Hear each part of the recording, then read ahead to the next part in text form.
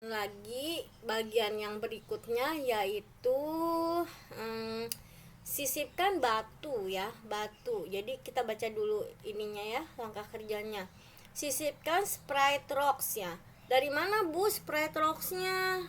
Sprite rocks-nya itu kita cari dari fasilitas yang disediakan oleh Scratch. Nah, ganti nama sprite-nya dengan nama rintangan ya. Kan udah diajarkan ya cara menggantinya. Terus taruh rintangan pada posisi X sama dengan 0, Y sama dengan 180, salah. 180. Seperti apa? Seperti apa itu? Gitu kan? Seperti ini.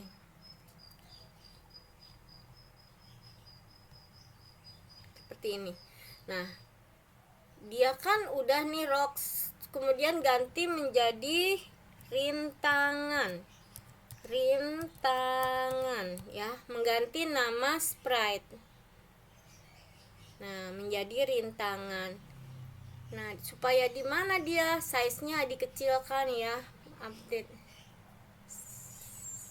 size-nya, ganti rock dengan nama rintangan. Nah, ini diperbaiki dikit.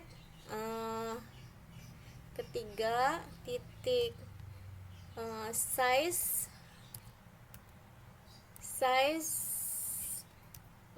kasih 50 lah, taruhlah gitu.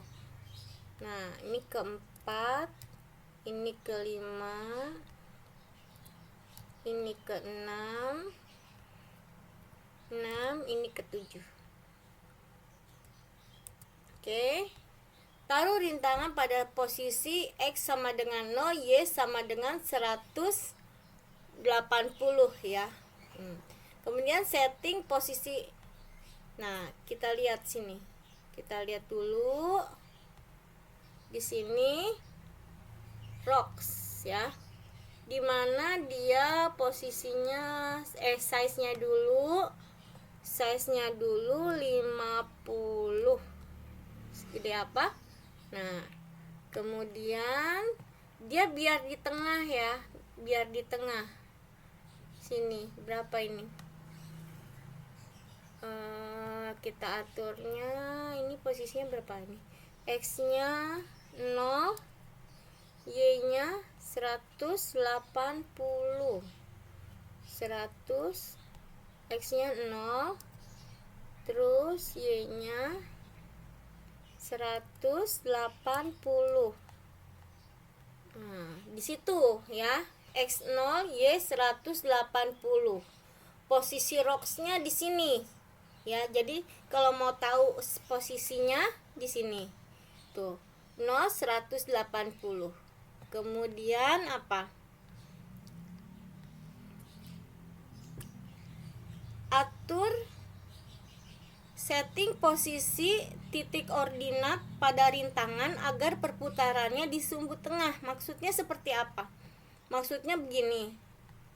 Jadi kita masuk, kita klik rock ini di sini, posisikan sprite rock, kemudian kita masuk kepada kostum ya. Nah, di sini kita editing, minimize dulu. Kita editing, ininya kita taruh di sini aja misalnya. Nah, kalau kita taruh di sini, kemudian kita tarik, nah itu kan ada tuh bunderan itu tuh. Nah, kita klopin, tek gitu di sini. Kita klopin, tek, agar dia perputarannya di tengah. Berarti ininya dinaikin dikit biar ngikut. Oke. Berarti dia posisinya nanti berputarnya di tengah roknya gitu, dia berputarnya di tengah kayak gitu ya. Nah, setelah itu apa? Setting posisi titik ordinat pada rintangan agar perputarannya di sumbu tengah. Sudah. Atur codingan agar rintangan jatuh ke bawah sebanyak 5 langkah berulang. Nah, ini perintah ini diterjemahkan ke dalam codingan ya. Enggak seperti itu menerjemahkannya. Bagaimana cara menerjemahkannya? Begini. Kita masuk ke code. Selalu ya, selalu untuk pertama itu kita kasih ini mau yang bawah juga nggak apa-apa ya, salah satu aja. Kemudian kita kasih motion. Untuk apa? Memposisikan dia supaya dimanapun dia berada kembalinya ke situ lagi ya, kembalinya ke situ lagi, yaitu di sini. Kalau kita arahkan dulu, dia go to XY nya akan langsung mengarah ke situ langsung, jadi kita tinggal narik aja.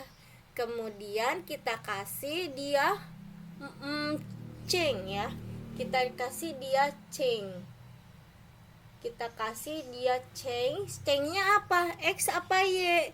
Kita kasih dia change supaya dia turun. Apa? X apa Y? Berarti change Y. Kenapa Bu change Y? Misalnya karena dia ke bawah. Ke bawah itu minus. Sedangkan kalau X dia ke kiri itu minus, ke kanan plus. Kalau Y dia ke atas. Ke atas itu plus, ke bawah min. Gitu. Jadi tanda itu menentukan sebanyak berapa. 5 berarti ke bawah. Kalau ke bawah dia berarti min 5. Nah, min 5. Kayak gimana min 5? Misalnya kita jalankan. Kayak gimana min 5? Oh, dia sedikit jatuhnya pergerakannya. Balik lagi. Nah, misalnya change Y min 5, terus lakukan dia secara berulang. Lakukan secara berulang. Berarti menggunakan forever ya. Nah, kita lihat perubahannya. Nah, begitu. Tapi dia kayak robot ya, nggak kayak batu. Kalau batu kan jatuh dari atas ya, atau rintangan jatuh sesuatu dari atas itu dia suka berguling gitu ya. Nah, kita start lagi. Nah, dia dari atas lagi. Artinya dimanapun dia berada, posisinya kembali ke titik awal. Seperti itu. Forever itu untuk mengulang sebanyak min 5. Tadi kalau min 5 nggak kelihatan ya. Nggak kelihatan langkahnya ya. Nah, itu kayak ini, kayak apa, robot ya. Katanya apa? Atur codingan agar rintangan jatuh ke bawah sebanyak 5 langkah berulang. Udah tulis codingan agar rintangan jatuh ke bawah dengan posisi miring 5 derajat. Nah, kemana? Ke kanan apa ke kiri miringnya? Gitu kan? Kita lihat. Ke kanan atau ke kiri? Mau ke kanan mau ke kiri sih nggak masalah sebenarnya ya. Yang penting dia berputar ya. Nah, ini contoh kita ambil yang ini ya, mau ke kanan mau ke kiri nggak masalah ya kan. Nah, ini 5 kita kasih derajatnya ya, biar nggak pusing gitu. Kita coba ya. Oke. Nah, lebih alami kan, lebih natural terlihatnya dia jatuhnya. Ulang lagi. Nah, lebih natural gitu. Ini adalah rintangan itu maksudnya apa ya kan? Koneksinya kepada penelitian robotika yang dilakukan itu kok disimulasikan sebagai rintangan. Kadang kalau kita lagi ngebersihin sesuatu ada gangguan ya kan. Nah, ada yang nambahin sampah, ada sampah yang datang dari mana sumbernya. Nah, itu kita simulasikan sebagai rintangan. Sampah yang datang dengan tiba-tiba, yang udah nggak ada di situ pada saat mau dibersihin, kan dia belum ada, baru datang dia gitu. Nah, itu disebut sebagai rintangan. Kalau rintangan itu melewati robot ya, melewati robot, dia nggak menimbulkan skor atau nggak menimbulkan bunyi karena dia bukan sampah itu, istilahnya dia tidak terdeteksi. Dia itu rintangan ya, rintangan saja, bukan sampah yang baru datang banget, belum terdeteksi dengan sensor karena fokusnya nggak di situ. Fokus robotnya sampah yang sudah ada ya, dia tidak fokus pada sesuatu yang baru datang gitu ya. Dia sensornya mendeteksi sampah yang ada dulu, ada prioritas job dia ya. Ceritanya seperti itu simulasinya ya, simulasinya seperti itu. Oke, saya berusaha mengkoneksikan antara simulasi dengan penelitian yang sebenarnya gitu ya. Nah, kita berhenti dulu ya. Kita berhenti dulu sampai di sini dulu, kita cut videonya. lagi codingannya. Nah, apa perintahnya? Perintahnya di sini adalah tulis codingan agar jika rintangan jatuh sampai ke posisi min 170, maka rintangan akan kembali ke posisi awal. Jadi jika dia jatuh ke bawah ya, min itu ke bawah, sampai pada posisi min 170, artinya nggak sampai bawah banget, biar jangan sampai bawah banget gitu loh dia jatuhnya. Nah, maka rintangan akan kembali ke posisi awal, artinya looping yang otomatis dia. Jadi secara otomatis dia balik lagi ke awal, terus jatuh lagi, balik lagi ke awal, jatuh lagi. Begitu berulang terus. Nah, gimana cara bikinnya seperti itu? Ya, mikir kan tuh, ya kan? Gimana cara kita merancangnya agar nih batu nggak begini aja nih ngehuleng di sini ya, agar batunya nggak ngehuleng di sini aja, dia tuh jongjon aja di sini tuh ya. Nah, otomatis maka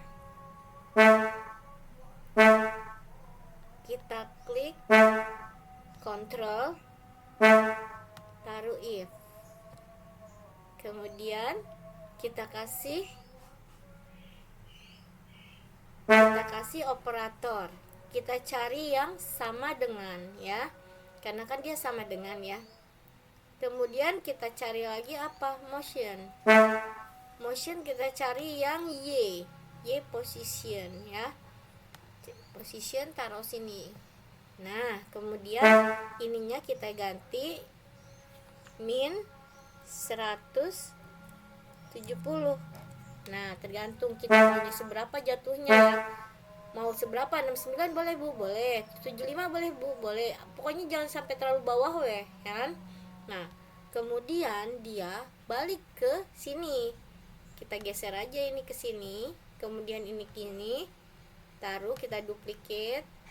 Taruh sini,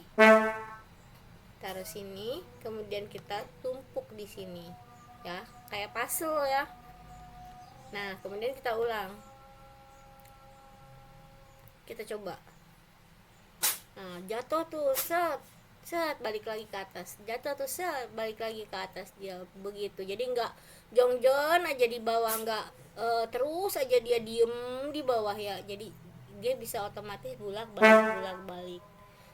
Nah, permasalahannya dia cuman di tempat yang sama.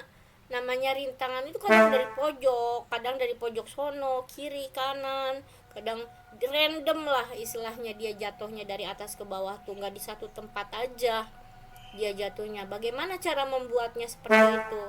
Nah, cara membuatnya nanti step by step, perlahan-lahan ya kan. Jadi namanya ngoding itu nggak bisa sekali jadi.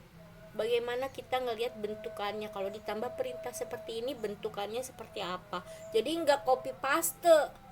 Coding itu bukan copy paste ya sayang ya. Coding itu adalah proses pertumbuhan dari sebuah instruksi yang mana instruksi itu bisa membuat suatu objek melakukan apa yang kita perintahkan. Karena kan kita komunikasinya sama program, sama komputer. Ini bahasanya yang dia mengerti.